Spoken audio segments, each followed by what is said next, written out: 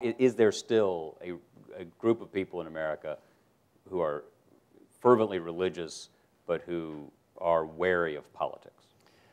There is.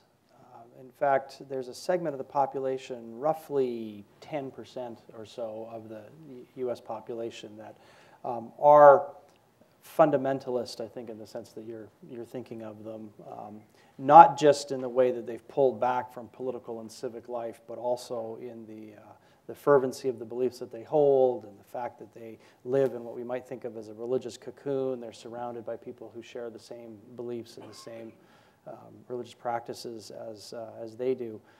But what's interesting about that segment is that it's only 10% of the population.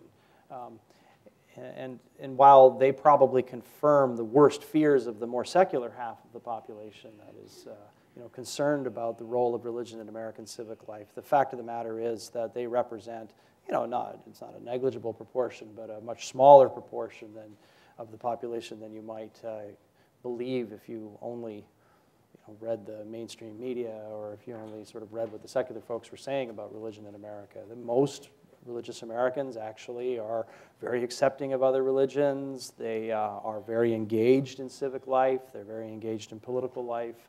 And in that sense, religion is definitely a healthy part of American civil society.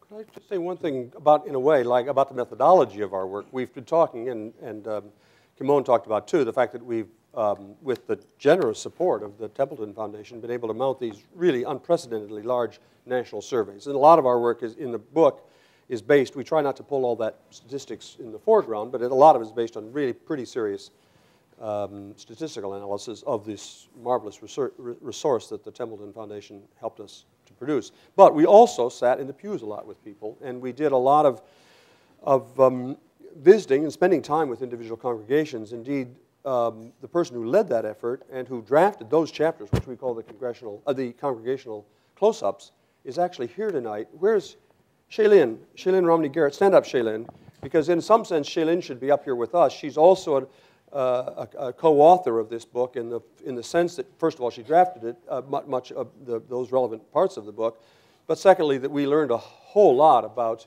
what it's like to be religious in America, not just from these surveys, but from Shailene and others of us sitting in the pews with people in the most diverse array of congregations you can imagine, from very conservative megachurches to a couple of waning Episcopal churches in the Northeast.